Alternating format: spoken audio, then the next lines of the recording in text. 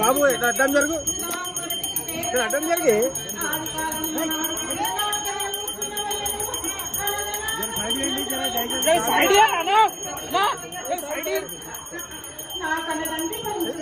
నువ్వు అడ్డం రాకు.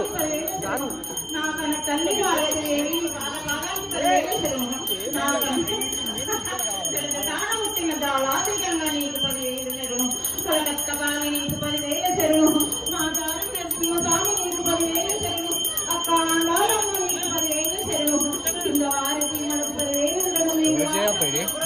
చెరువు, అందరికీ ఆకాశం.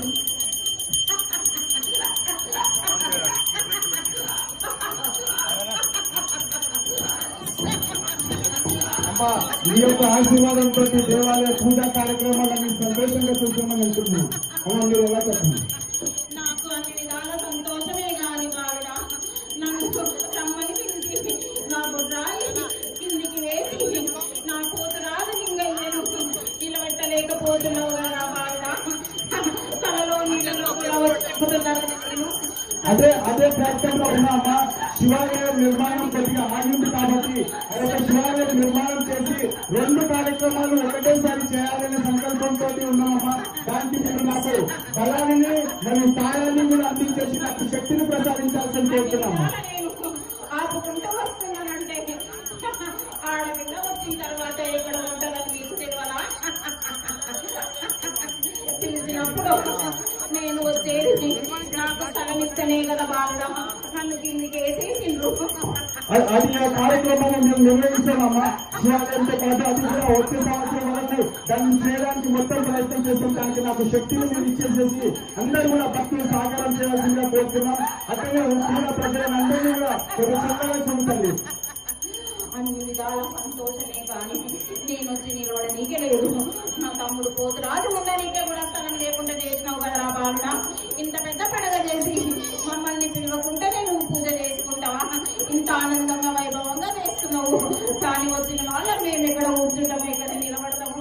ఇంత రంగురంగు వైభవంగా చేసినప్పుడు నువ్వు ఆలోచన చేయవలసింది. కళలో నీళ్ళలో కూడా వచ్చి నేను చెబుతూనే ఉన్నాను. నా నోటి నుంచి పలికించే వరకు నువ్వు అడుగు వేయలేదంటే కార్యక్రమాన్ని నేను నిర్వహిస్తాను. తల్లి మీ యొక్క ఆశీర్వాదంతో ఆ కార్యక్రమాన్ని దేవాలయ కమిటీ అందరం కూడా సౌకర్యంతో నిర్వహిస్తుంటాను. మీకు సంతోషం చేస్తాము. నేను గడ్డ మీద ఉన్నా కాబట్టి నా ప్రజలందరినీ కాపాడుకుంటూ వచ్చి మళ్ళీ ఉంచుతా. కానీ మీరు చేసుకుంటున్న పాపాలకి మీకు తప్పదు వాళ్ళ శిక్ష.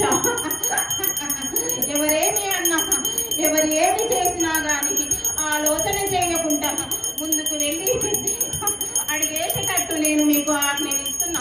నన్ను నమ్ముకున్న వాళ్ళకి ఎవరికి నేను గొమ్ము చేయను బాగా ముందుకు నిలబెట్టి ఆశీర్వాదంతో మీరు చెప్పిన ఆ 2 కార్యాలను నిర్వహించడానికి మొత్తం శక్తియుక్తిని ఒడికి ఆ కార్యక్రమం నిర్వహిస్తాం. తల్లి మీ యొక్క ఆశీర్వాదం నాకు ముందే దేవాలయ కమిటీ సభ్యులకు అందరికీ కూడా ఉంటే ఆ యొక్క కార్యక్రమాన్ని మేము నిర్వహిస్తాం. తల్లి నేను శాంతి పద్ధతి నీకు ఆనందమైన పండుగని ఇంకా వైభవంగా నిర్వహిస్తాం. తల్లి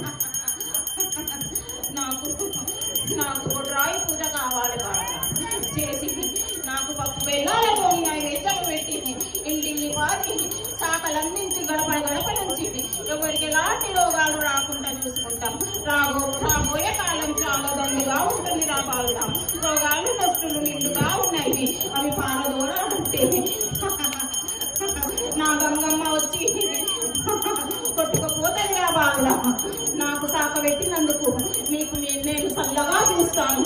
ఎలాంటి ఆపద రాకుండా ఏ రోగాలు వస్తువులు లేకుండా వర్షంలో కొట్టుకుపోయేటట్టు చూస్తాను. అంతటా చాలా ధన్యవాదం తల్లి.